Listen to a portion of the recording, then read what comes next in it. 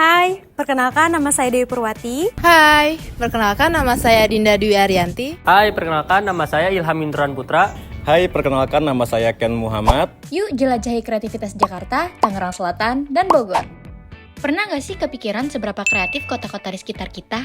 Ternyata, di balik gedung tua sampai kafe modern, banyak banget ide lokal yang jadi sumber ekonomi kreatif di Indonesia. Kita mulai perjalanan dari Jakarta, tepatnya di Kota Tua. Tahu nggak sih, kawasan ini nggak cuma jadi wisata sejarah, tapi juga lahan kreatif yang hidup. Ada banyak seniman lokal yang bikin lukisan atau kerajinan unik di sini. Dan ada juga pedagang souvenir yang menjual karya-karya handmade mereka yang menjadi favorit wisatawan. Lukisan, souvenir, pertunjukan jalanan, hingga kafe kreatif semuanya berkontribusi langsung pada ekonomi kreatif di Kota Tua. Sehingga menciptakan peluang kerja, usaha baru, dan memperkenalkan budaya Jakarta ke wisatawan lokal maupun mancanegara loh.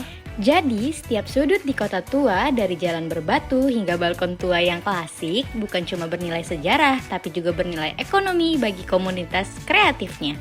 Waktunya beralih ke Kota Bogor, tepatnya di Kampung Batik Cibuluh.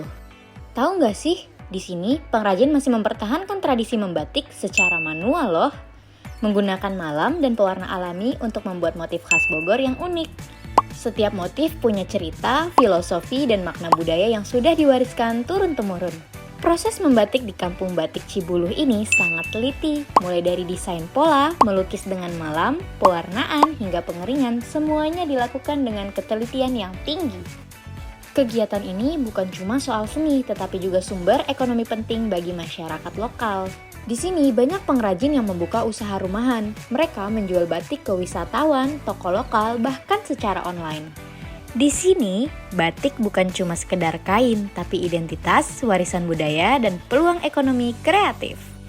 Masih di Kota Bogor nih, tepatnya di Jalan Surya Kencana. Siapa sih yang nggak tahu dengan pusat kuliner dan tradisi kota ini? Nah, pada tahu nggak sih, sepanjang jalan ini, pedagang lokal tetap menjaga resep turun-temurun mereka loh. Mulai dari manisan, kue tradisional, hingga jajanan pasar. Tapi yang menarik, mereka nggak cuma mempertahankan tradisi, tapi juga inovatif. Sudah banyak yang kemas produk dengan cara modern, buka toko online, dan buat variasi rasa baru supaya lebih menarik bagi generasi muda. Semua aktivitas di sini nggak cuma seru untuk dikunjungi, tapi juga menjadi roda ekonomi kreatif bagi warga Kota Bogor. Dari lapak kecil sampai toko tradisional, di sini kuliner jadi sumber penghasilan, sekaligus cara melestarikan budaya lokal melalui kreativitas. Sekarang kita move ke Tangerang Selatan. Ternyata di sini ada loh pusat kreativitas anak muda, yaitu Kandang Jurang Creative Park. Ternyata di sini banyak banget kegiatan kreatif yang bikin ide kalian jadi nyata. Mulai dari mural, workshop kerajinan tangan, hingga kolaborasi seni dan teknologi modern. Tempat ini bukan cuma ruang bermain seni, tapi juga tempat belajar, berinovasi, dan menciptakan peluang ekonomi. Di sini anak muda bisa banget menjual karya mereka, bisa membuka usaha kreatif juga, atau bahkan bikin proyek kolaborasi yang berdampak sosial.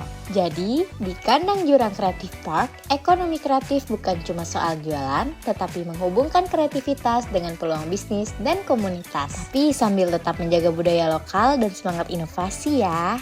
Nah, jadi dari Jakarta, Bogor, sampai Tangerang Selatan, ternyata semua punya cara sendiri ya buat berkembang lewat kreativitas. Jadi semakin percaya nggak sih kreativitas lokal ternyata bisa jadi kekuatan global? Dan satu hal yang pasti, kreativitas di Indonesia terus tumbuh dan berkembang, memberi peluang serta menginspirasi banyak orang. Thank you for watching, see ya!